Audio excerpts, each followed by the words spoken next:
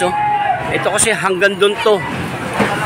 Ilan to? Isa, dalawa, tatlo, apat, lima. Limang pwesto to dito guys sa konsignasyon.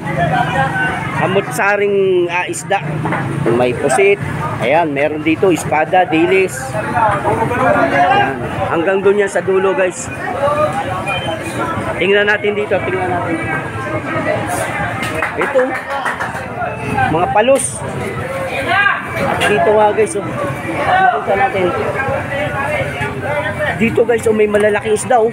Yun. Ang lalaki nito. Plastic dyan. Yun na isama mo na yan. Ano yan? Dito naman guys sa kabila. Dito guys, mas malalaking isda ang nandito. Kung makikita nyo, yun oh, ito. Yeah. Good morning. Anong isda ito? Tanigi. Tanigi. O yun, ito yung mamahaling isda guys, yung tanigi. Masarap dito. Ano masarap na pangluto dyan? Kahit ano. Kahit ano, prito, kilaw. Oo, prito, kilaw. Sinigang. Sinigang. Ayun, ang lalaki guys. Tinakbo. Ano yan? Itinakbo. Oh, ikaw ate, anong napili mong isda? Ay, nagbebenta rin po ako. Ah, nagbebenta ka. Anong isdang dala mo? Gulyasan po. Gulyasan yung mga ganito. Ayan. Ilan? Marami ba? Marami. Kanina, madami yan. Kanina madami. Ito na lang natira. So yun guys, oh, ang dami oh. Yung tanigi guys, ang lalaki oh. Sige, ako na kasi. Yung mga ganyan kalaki ko yan, mga ilang kilo yung isang piraso nun? Mga 7 kilo? Ayun, yun.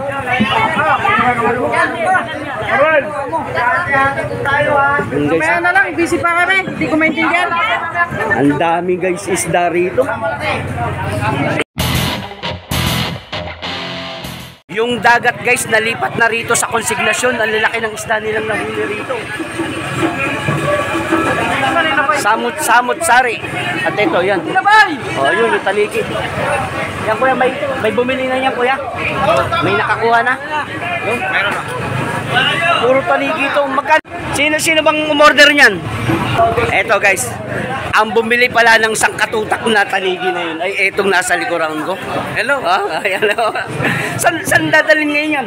Sa ano ko, nabutas. Nabutas. Yun. Kumbaga, ino-order rito guys. Paikot lang yata ang isda rito. No? Dadalhin naman sa nabutas. So yun, may nag-iantay na ron na customer. So yun. Ay, congratulations. At saka guys, pakipalo po ng page ni Wesley Salor Tulon. Yan. Wesley Salor Tulon. No? Magkasing gwapo yata kami, no? Mas gwapo siya kaysa akin. No? So yun guys. Yan na. Ito ay namamakyaw ng isda. Nagbablog din yan.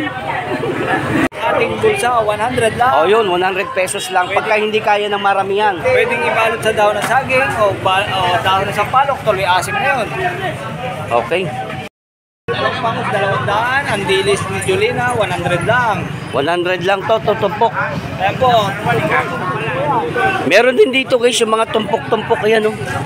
100 pesos. Maliliit yung mga walang budget, yung konti lang ang budget. Local vlogger dito sa Baryan. Taka siyempre dito, ito ang dami pong isda rito guys. Oh. Nasa gitna na yan. Hindi ka na pupunta ng dagat, nandito na yung mga isda. Oh. Lumapit na dito. Ay, si Kuya Sel Manding. Oh. Good morning po. Chow Manding.